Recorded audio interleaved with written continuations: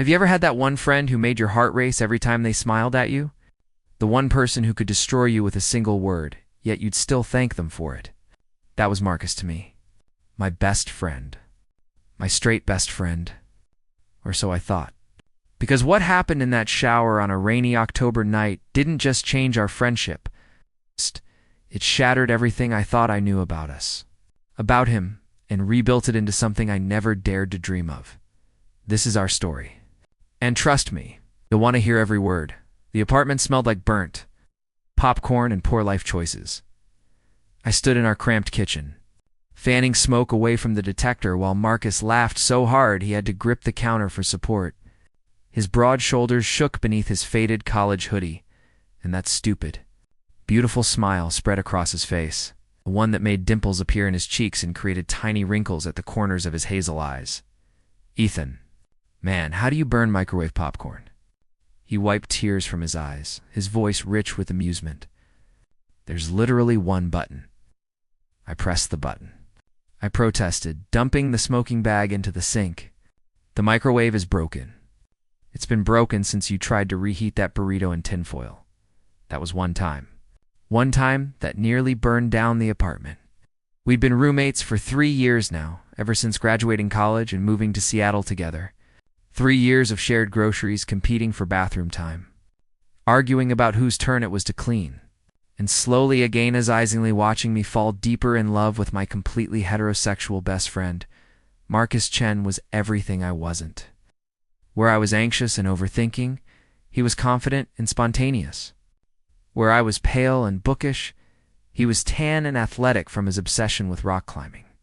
Where I carefully calculated every social interaction, he moved through the world with an easy charm that made everyone adore him. And where I was openly gay, he was straight. Very straight. Or at least, that's what I'd believed for the past 8 years since we'd met freshman year of college. Earth to Ethan. Marcus waved a hand in front of my face, pulling me from my thoughts. You okay? You zoned out there. Yeah, sorry. Long day at work? I ran my fingers through my dark hair, a nervous habit I'd never quite broken. Henderson was on my case again, about the quarterly reports. Henderson's always on someone's case. It's his defining personality trait. Marcus grabbed 2 beers from the fridge, popping them open and handing me one. You need to relax, man. You're 26, not 66. Live a little. If only he knew how hard it was to relax when your heart performed acrobatics every time your roommate walked around shirtless or stood just a little too close. If only he knew that living a little was impossible when you were hopelessly, pathetically in love with someone you could never have. The October rain hammered against our windows as evening settled over Seattle.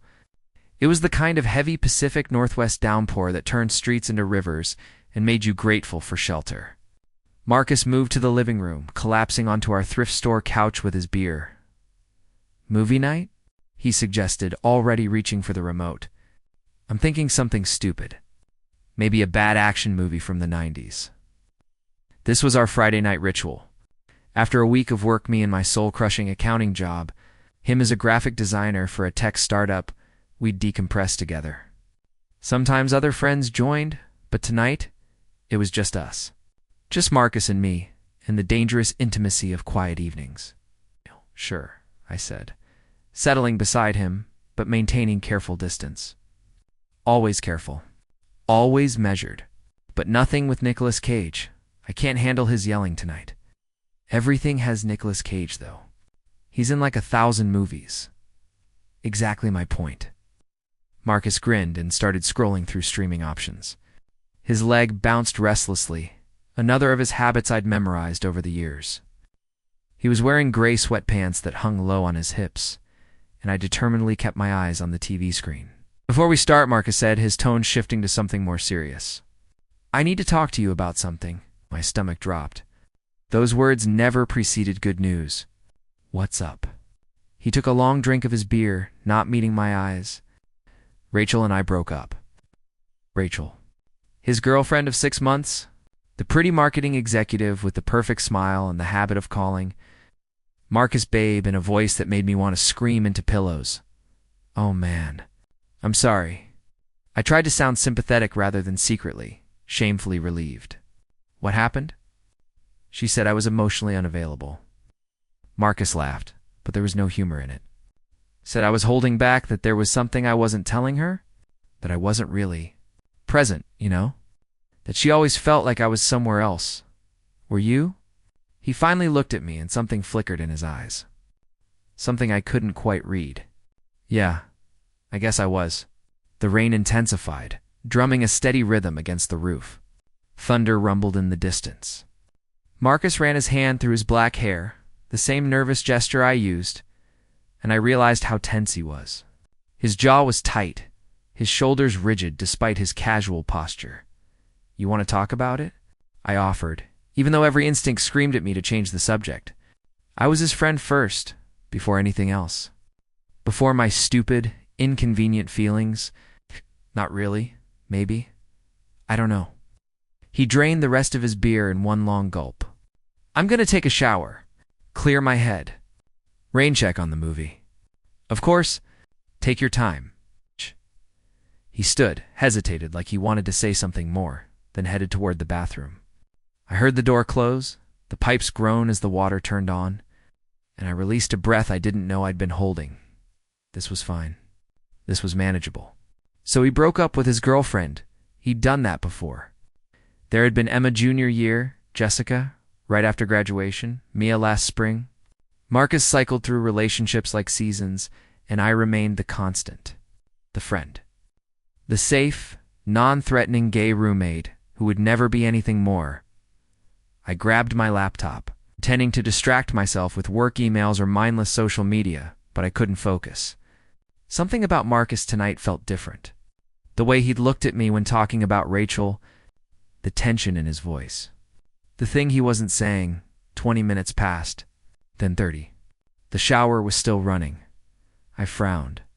Marcus took quick showers, usually in and out in 10 minutes, always complaining about our slow hot water heater. 45 minutes of running water was unusual, wasteful.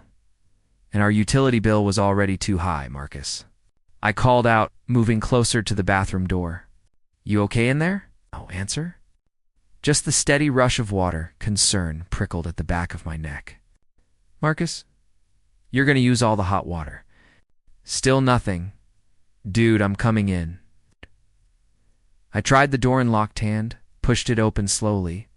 I swear if you passed out or something, the words died in my throat.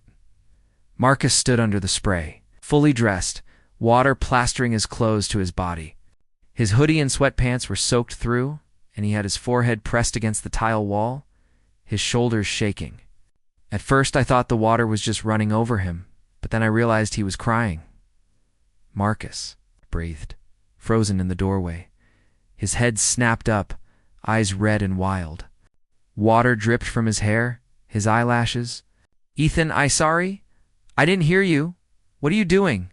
I moved into the bathroom, steam enveloping me. What's wrong? Nothing. Everything. I don't know. He laughed. A broken sound. I'm losing my mind, apparently.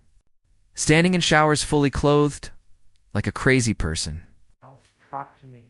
I reached for the shower knob, turning off the water. The sudden silence felt deafening. Please. You're scaring me.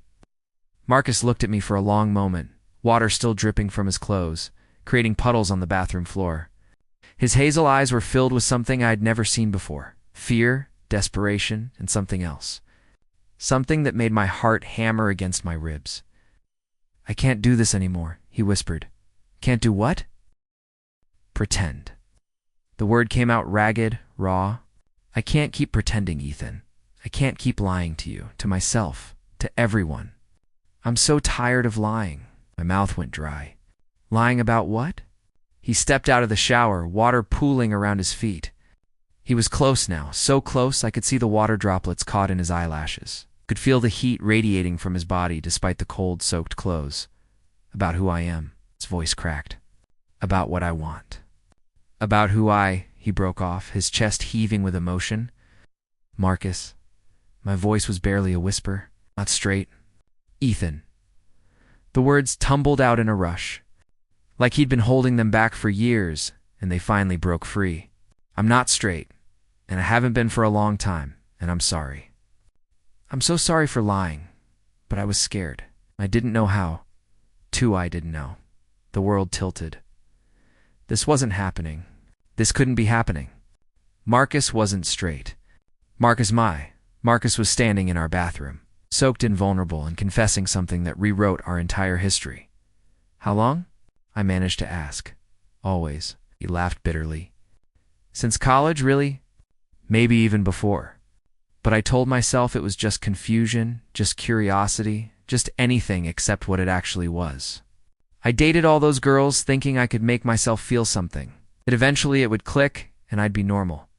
Marcus, being straight isn't normal. You know that. I know. I know that now. But growing up in my family, with my parents, he shook his head. You know how traditional they are? How they talk about people like us. I couldn't be that. I couldn't disappoint them like that. My heart was racing so fast I thought it might burst. Why now? Why tell me now?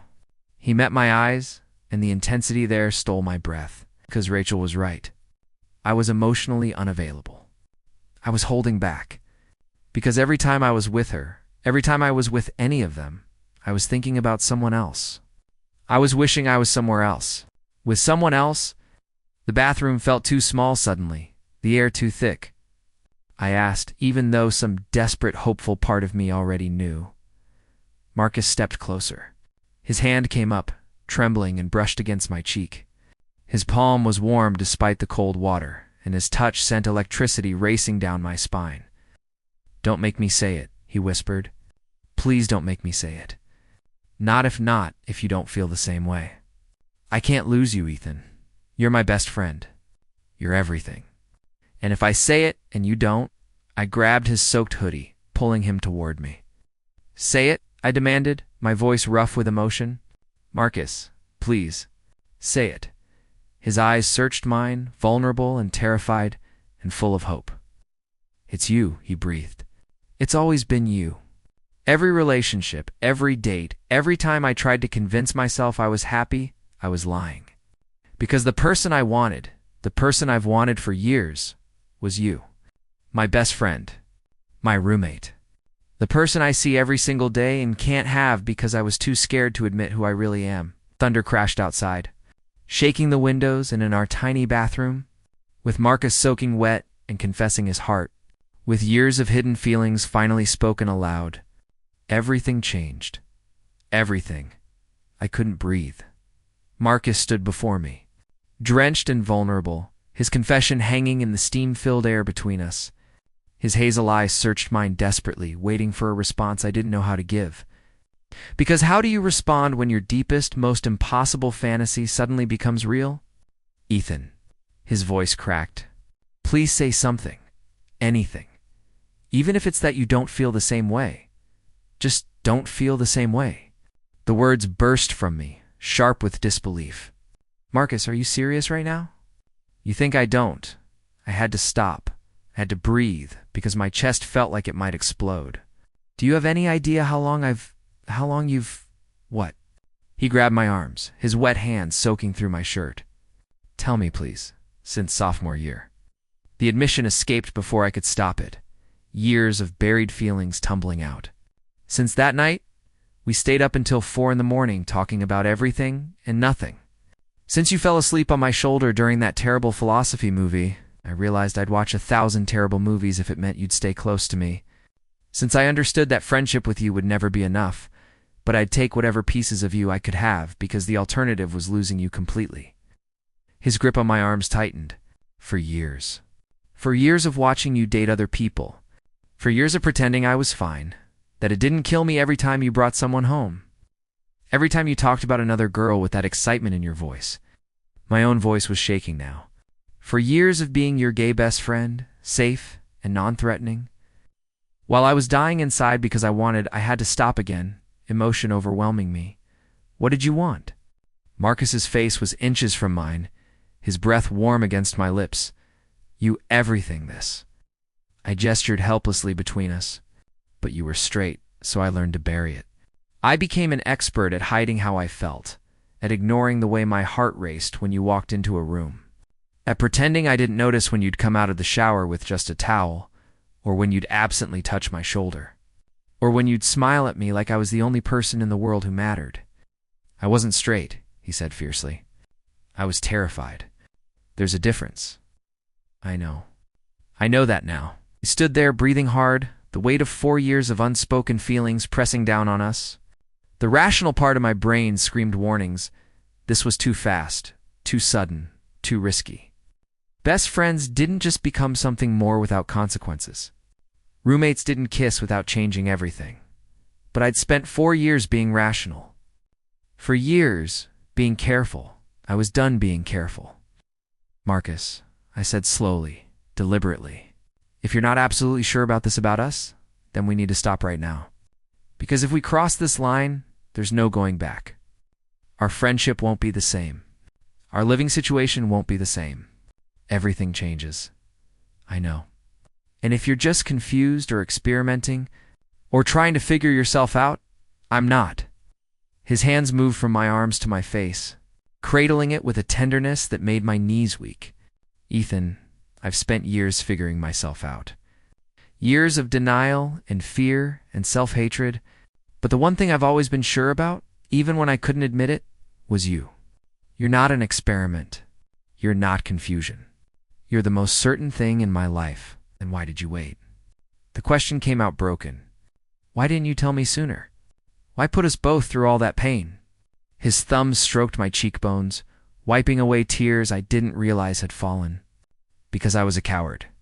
Because coming out meant losing my family's approval, meant accepting that I wasn't who they wanted me to be. Because every time I almost told you, I'd imagine you rejecting me, and I couldn't handle that possibility. Because his voice dropped to a whisper. Because I didn't think I deserved you. You were so brave, so comfortable with who you are, and I was this mess of denial and fear. I didn't think someone like me was worthy of someone like you. Marcus, you idiot. I laughed through my tears. You beautiful, infuriating idiot. Is that a yes? His smile was tentative, hopeful, heartbreakingly vulnerable. That depends. What's the question? Can I kiss you? He asked softly. Can I stop pretending and finally do what I've wanted to do for years? I'd imagined this moment countless times. In my fantasies, I was smooth and confident. I said something perfect and romantic. The kiss was orchestrated like a movie scene. With swelling music and perfect lighting, the reality was better. Yes, I breathed, and then his lips were on mine. Marcus kissed like he was drowning and I was air. His cold, wet hands tangled in my hair while mine gripped his soaked hoodie, pulling him closer. He tasted like rainwater and beer and possibility. The kiss was desperate and clumsy and perfect for years of wanting poured into one moment. When we finally broke apart, both breathing hard, he pressed his forehead against mine. I'm still soaking wet, he said, laughing shakily. Yeah, you are. You're getting water all over me, sorry, I don't care. And I didn't. I'd stand in a puddle forever if it meant keeping him this close. His hands slid down to my waist, and I could feel him trembling. From cold or emotion, or both, I wasn't sure. I should probably change into dry clothes. Probably. Neither of us moved.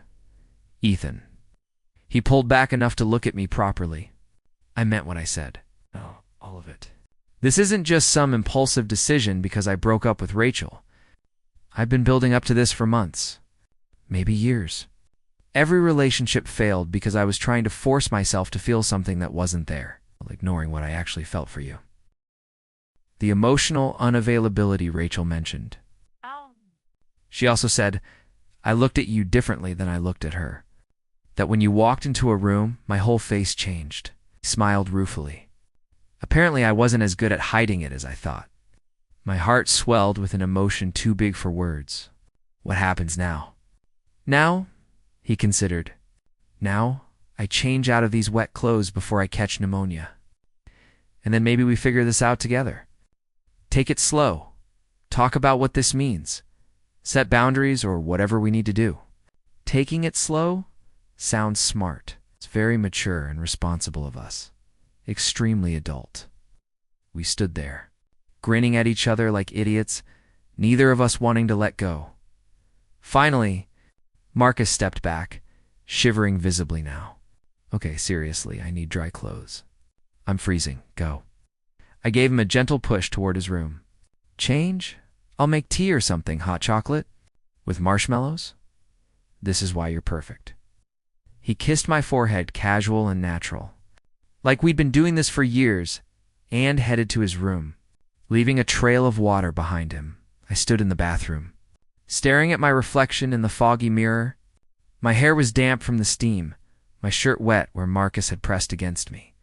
My lips were slightly swollen from kissing. I looked dazed and happy and terrified all at once. This was real. This was actually happening in the kitchen. I made hot chocolate on autopilot, my mind racing. There were so many things to figure out. How we'd navigate this shift in our relationship. What we'd tell our friends and families, whether Marcus was ready to come out publicly or if he needed more time. How we'd handle living together while also dating. And what would happen if things didn't work out. But underneath all the anxiety was something else. Something warm and bright and impossible to ignore. Hope. Marcus emerged from his room in dry sweatpants and a soft gray. Henley that made his eyes look more green than brown. His hair was towel-dried and messy, sticking up in different directions. He looked younger somehow, lighter, like a weight had been lifted. Smells good, he said, accepting the mug I offered. We settled on the couch, our usual positions. Except now Marcus sat closer. His thigh pressed against mine. His free hand found mine, fingers intertwining like it was the most natural thing in the world. I have questions, I said. Figured you might. When did you know? Like really know? He was quiet for a moment, sipping his hot chocolate. Remember last Christmas? When we went to that party at Derek's place? The ugly sweater party? Yeah, you wore that ridiculous reindeer sweater with the light-up nose. It was festive. It was adorable. His thumb traced circles on the back of my hand. There was mistletoe hanging in Derek's doorway, and at some point these two guys got caught under it. They kissed, and everyone cheered. And it was sweet and normal, and nobody made a big deal out of it. And I remember thinking, I want that. I want to be able to kiss someone I care about without fear, without hiding. But you were with Mia then. I know. And I felt so guilty because I was supposed to be happy with her, but all I could think about was how, if circumstances were different, if I was braver, it could be you and me under that mistletoe. You and me kissing while our friends cheered. He laughed softly. That's when I knew I couldn't keep lying to myself. It wasn't just about being attracted to guys in general. It was specifically about you. My throat felt tight. Why didn't you tell me then? Because I still had to come to terms with it myself first. Had to accept that this was who I am, that it wasn't going to change no matter how many girls I dated. Had to work through the internalized homophobia, the fear of my parents' reaction, all of it. It wasn't fair to drag you into my mess when I was still figuring things out. I would have helped you figure it out. I know. But I needed to do some of it on my own. He set down his mug and turned to face me fully. Ethan, I need you to understand I'm still figuring things out. Coming out to you is one thing. Coming out to the world is another. My parents. I don't know how to tell them. I don't know if I'm ready for that conversation. You don't have to do everything at once, I assured him. We can take this at whatever pace you need. If you're not ready to be public, that's okay. But I don't want to hide you either. I don't want you to feel like you're a secret. We'll figure it out together. I squeezed his hand. There's no rush. What matters is that we're honest with each other. He leaned in, resting his head on my shoulder. It was a position we'd been in hundreds of times before, but now it felt different. Intentional. Intimate. I'm scared, he admitted quietly. Me too. What if we mess this up? What if we try and it doesn't work and we lose the friendship? What if we try and it does work? I countered. What if this is the start of something amazing? The eternal optimist. Someone has to balance out your brooding, he laughed, the sound rumbling through his chest into mine. I don't brood. Marcus, you're literally the definition of brooding. You climb rocks and stare moodily at the horizon. That's called exercise in appreciating nature. It's brooding. We fell into comfortable silence, the rain still pattering against the windows. The apartment felt different now, smaller and larger at the same time. Like our world had contracted to just the two of us, but also expanded with new possibilities. "Can I ask you something?" Marcus said eventually. "Anything? That night sophomore year? The philosophy movie and falling asleep on your shoulder? You said that's when you realized—" He lifted his head to look at me. "Did I do something?" "Say something." I thought back to that night. We'd been in his dorm room, ostensibly studying but actually just talking about life and dreams and fears. Terrence Malick's The Tree of Life played on his laptop, a pretentious choice by his film major roommate that neither of us understood.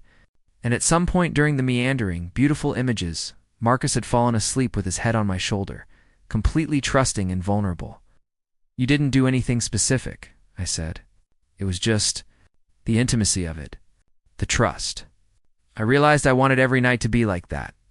I wanted to be the person you felt safe with, the person you chose to be vulnerable around.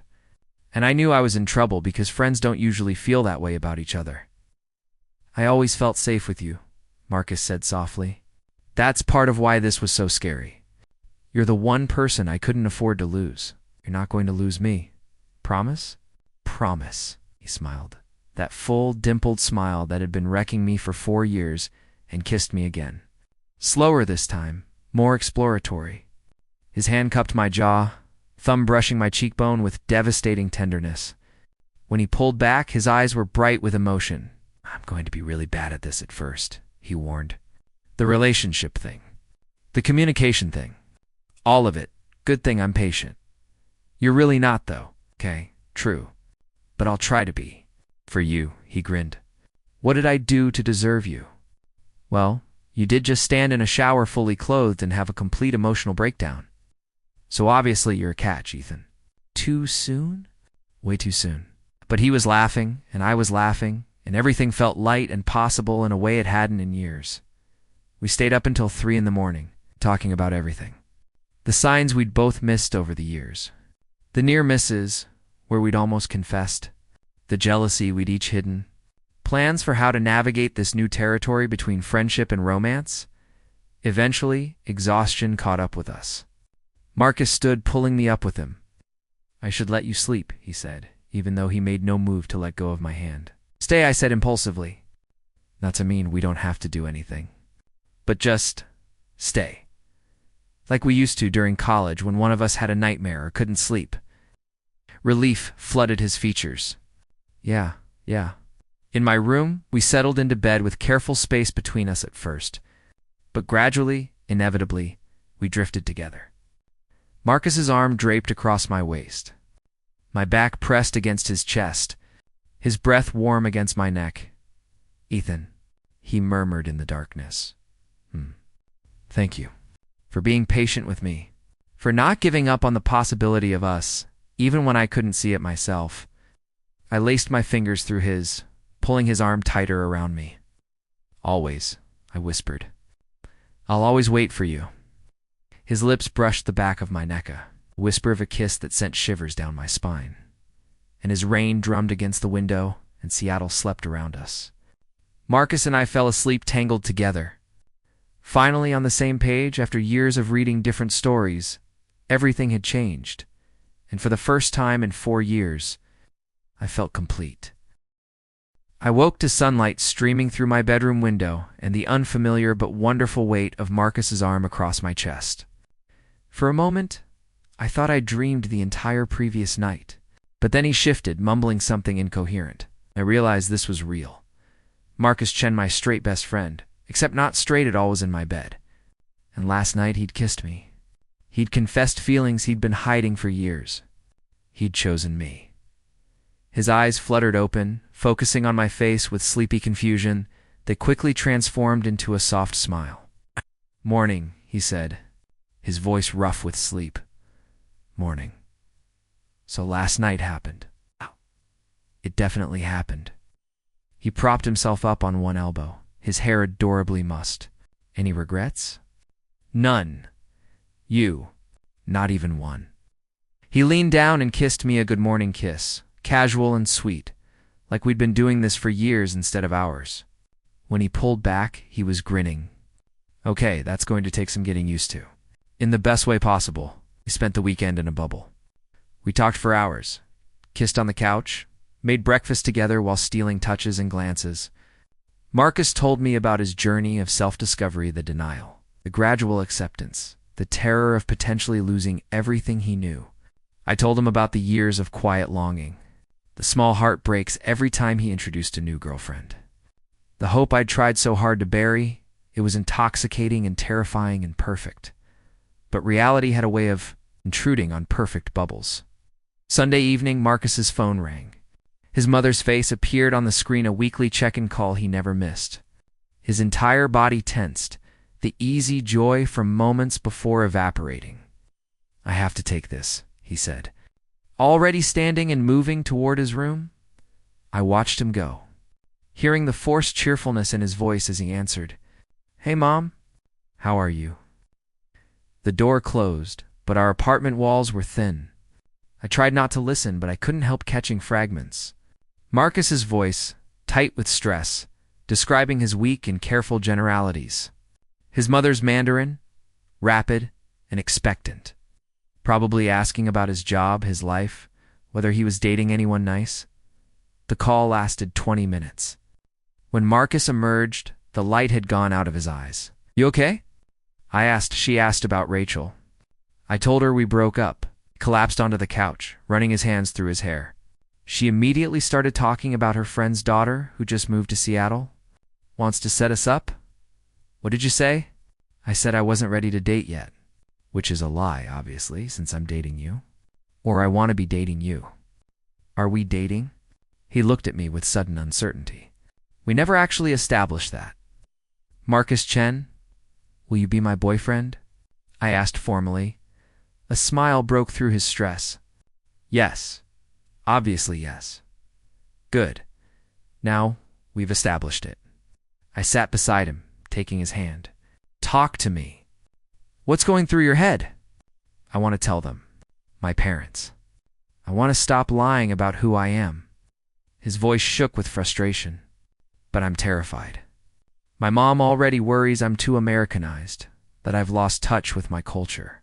This will confirm all her fears that she's losing me. Or it might surprise you. Parents can be more accepting than we expect. It's not mine. You've met them. You've heard how they talk about the neighbor's gay son, the disappointment, the shame they assume his family must feel. He squeezed my hand desperately. I'm their only child. All their hopes and expectations rest on me. How do I tell them I'm not who they thought I was? That there won't be a traditional wedding or grandchildren or any of the things they've imagined. There could still be those things, just differently they won't see it that way. My own parents had been supportive when I came out at 16, even if it took them time to fully adjust. But every family was different, every situation unique. I couldn't promise Marcus that everything would be okay. You don't have to tell them today, I said, or next week, or even next month. Come out on your own timeline when you're ready. But how long do I make you wait? How long do I keep you a secret? As long as you need, that's not fair to you. Let me decide what's fair to me. I turned his face toward mine. Marcus, I've waited for years already. I can wait longer if it means you do this right in a way that feels safe for you. I'm not going anywhere. His eyes glistened with unshed tears. I don't deserve you. Stop saying that. We deserve each other. Over the next few weeks, we found our rhythm. At home, we were openly affectionate, holding hands while watching TV. Stealing kisses in the kitchen, falling asleep tangled together. Marcus was surprisingly tactile once he allowed himself to be. Constantly finding excuses to touch me. In public, we were more careful. Still best friends to the outside world. Close? Maybe slightly closer than before, but nothing that would raise questions. It chafed sometimes. I wanted to hold his hand on the street. Kiss him goodbye when he left for work. Introduce him as my boyfriend instead of my roommate. But I understood his need for caution. Our friend Derek was the first to notice something had shifted. He stopped by unannounced one evening, catching Marcus and me curled up together on the couch, my head on his shoulder, his fingers absently playing with my hair. We jumped apart like teenagers caught by parents, but Derek just laughed. Ollie. He threw up his hands. I've been waiting for you two idiots to figure it out for like 3 years. You knew? Marcus asked. Everyone knew. Well, everyone except you two, apparently. Derek grabbed a beer from our fridge without asking a privilege of longtime friendship. The way you looked at each other was painful to watch. All that yearning and pining, very dramatic. We weren't that obvious, I protested. You were extremely that obvious. Last New Year's, you two stood under mistletoe for like 5 minutes, just staring at each other before someone else pulled you away. It was like watching a romance novel in real time. Marcus and I exchanged glances. God. So you're not surprised or weirded out? Marcus asked carefully. Why would I be weirded out? I'm thrilled for you guys. Derek's smile softened. Seriously, man. I know this is probably scary for you, but you've got people in your corner. Me, Sarah, the whole friend group. We're all going to support you. Whatever you need. Something in Marcus's expression cracked. Thanks, he said quietly. That means a lot. Derek's acceptance gave Marcus's confidence. Over the next few days, he came out to a few more close friends. Some were surprised, others admitted they'd suspected. All were supportive. With each positive reaction, I watched Marcus stand a little taller, smile a little easier, but his parents remained the unconquered mountain. 3 months into our relationship, Marcus decided he was ready. His parents were visiting Seattle for Thanksgiving, staying at a hotel downtown. We'd spent the day at their hotel, suffering through an elaborate dinner where his mother critiqued everything from the restaurant's ambiance to Marcus's career trajectory to my presence. Why is Ethan always around? She'd asked in Mandarin, apparently assuming I wouldn't understand. I'd taken 2 years of Mandarin in college, enough to catch the gist. Doesn't he have his own family for holidays? He's my best friend, Mom. We spend holidays together. You should spend holidays finding a nice girl to settle down with. You're 26? When I was your age, I already had you. The conversation had continued in this vein for hours. By the time we escaped back to our apartment, Marcus looked exhausted. I can't do it, he said, collapsing on the couch. I thought I could, but I can't. Did you hear her tonight? How can I tell her when she's already disappointed in me for not being married yet? She loves you. That won't change. You don't know that. You're right, I don't. But staying closeted forever isn't sustainable.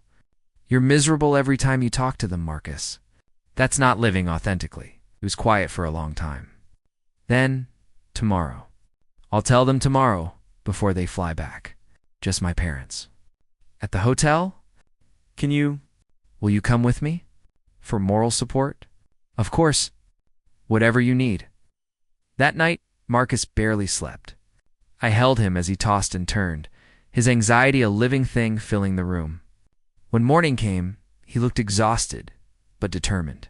Ready? I asked. Absolutely not. Let's do this anyway. The hotel lobby was busy with Thanksgiving weekend travelers. Marcus's parents sat in the lounge area, dressed impeccably as always. His father read a newspaper while his mother scrolled through her phone. They looked up as we approached, his mother's smile polite but strained. Marcus, Ethan, we didn't expect to see you again before our flight. We needed to talk to you both. About something important. Marcus's voice was steady, but I could see his hands trembling. Can we go somewhere more private? They moved to his parents' hotel room, a suite with uncomfortable formal furniture that matched the uncomfortable formal conversation about to happen. Marcus's parents sat on the sofa. Marcus chose a chair facing them, and I stood slightly behind him, a silent support. What is this about? His father asked. You're worrying your mother. Marcus took a deep breath. I need to tell you something I should have told you years ago. About who I am. His mother's face pinched with concern. Are you in trouble? Do you need money? No, nothing like that. Mom, Dad. Another breath. I'm gay. The silence that followed was deafening. Marcus's mother's face went through several emotions: confusion, disbelief, horror. His father's expression hardened into stone. "This is a joke," his mother said in Mandarin. "A bad joke." "It's not a joke, Mom." Marcus replied in English, forcing her to hear him in the language where he felt strongest. "I'm gay. I've known for years, but I was too scared to tell you. I'm sorry for lying, but I'm not sorry for who I am." "This is not possible." His mother stood abruptly, agitation pouring off her in waves. "We did not raise you this way. This is America's influence. Those friends you have, this has nothing to do with America or my friends. This is who I've always been. You can change." She grabbed his hands desperately. "There are therapists, programs, Mom." "No, that doesn't work. That's not how this works." His father finally spoke, his voice cold. "Is this why you brought Ethan?" "Izzy," the word came out sharp with disgust. "Is he your boyfriend?" Marcus looked back at me. Our eyes met, and I saw his fear, but also his resolve. He turned back to his parents. "Ethan is my boyfriend. We've been together for 3 months. And before you say anything, he's the best thing that's ever happened to me. He's kind and patient and makes me happier than I've been in years. I love him." It was the first time he'd said it. The first time those words had been spoken aloud between us. My heart stopped, then started again, racing. His mother made a sound like she'd been struck. "Get out." "Mom," I said, "get out." She was crying now, angry tears streaming down her face. "I don't want to hear this. I don't want to see this. You are not my son if this is who you choose to be." Mrs. Chennai started, but Marcus's father cut me off. "You did this? You corrupted him. We welcomed you into our lives, and this is how you repay us." "Dad, stop." Marcus's voice was fierce. "Ethan didn't corrupt anyone. He was there for me when I was struggling with my identity. He's been my best friend for 8 years, and now he's more than that, and I won't let you blame him for my truth." "Then you make your choice," his mother said coldly. "This lifestyle or your family. You cannot have both." Marcus stood, his body rigid with pain. "Then I choose him. I choose myself. I choose to stop living a lie to make you comfortable." He walked to the door and I followed. Behind us, his mother's crying intensified, but his father remained silent and hard as granite. In the elevator, Marcus started shaking. By the time we reached the lobby, tears were streaming down his face. We made it to the parking garage before he collapsed against me, sobbing. "I've got you," I whispered, holding him tight. "I've got you. You're so brave. You did it. They hate me. They're in shock. They might come around, and if they don't, then they're missing out on knowing the incredible person you are. And that's their loss, not yours." We stood there for a long time, Marcus crying out years of fear and pain while I held him, wishing I could take it all away, but knowing he had to feel it. Finally, he pulled back, wiping his eyes. "Did you mean it?" I asked softly. "Mean what?" "What you said up there. That you love me." "Us." His laugh was watery, but genuine. "That's what you're focused on right now?" "I just blew up my relationship with my parents. I'm focused on everything, but especially that." He cupped my face in his hands, his eyes red but clear. "Yes, I meant it. I love you, Ethan. I think I've loved you since that night with the philosophy movie, even when I couldn't admit it to myself. You're it for me. You're everything."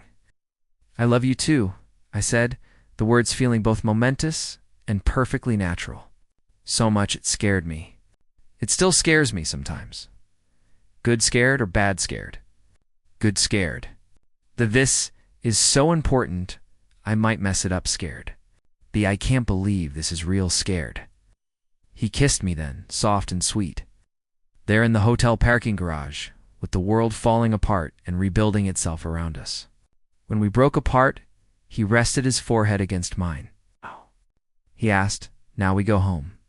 We'll order takeout, watch something mindless on TV, and just be together. And tomorrow, we'll figure out the next step. And the day after that, the next one.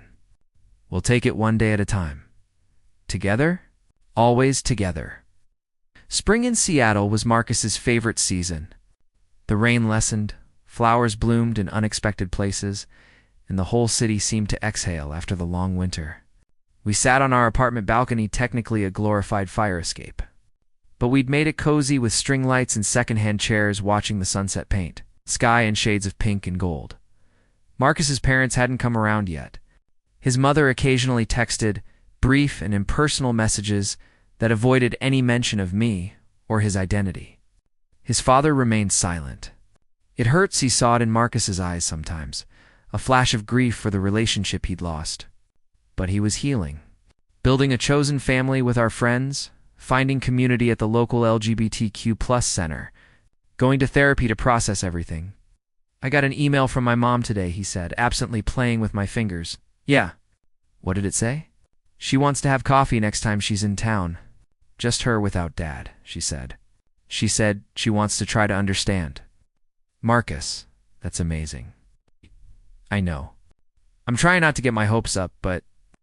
He smiled, tentative but real. Maybe it's a start. Maybe she's actually trying.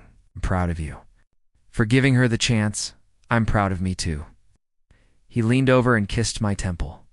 And I'm grateful for you. For standing by me through all of this. It would have been so much harder without you. You would have managed. You're stronger than you think, maybe. But I'm glad I didn't have to find out. We sat in comfortable silence, watching the sky darken and the city lights begin to twinkle. From somewhere nearby, music drifted, someone having a party, celebrating the arrival of spring. Hey, Ethan. Remember that night in the shower? When I had my complete breakdown and confessed everything in the most dramatic way possible, I laughed. Pretty hard to forget. I was thinking about how terrified I was. How sure I was that telling you would ruin everything. He turned to face me fully, his hazel eyes warm in the fading light. And how telling you was actually the beginning of everything. The best decision I ever made, even if it was messy and scary and imperfect. Life's messy and scary and imperfect, I pointed out. But that's what makes it worth living. When did you become so wise? I've always been wise. You were just too busy brooding to notice. I don't brood. You absolutely brood. He kissed me to shut me up, a tactic that worked embarrassingly well. When we finally pulled apart, both grinning, the sky had fully darkened, leaving us in a pool of string-like glow. I love you, Marcus said, like he still couldn't quite believe he was allowed to say it. Like the words were precious and new, even after 6 months of saying them daily.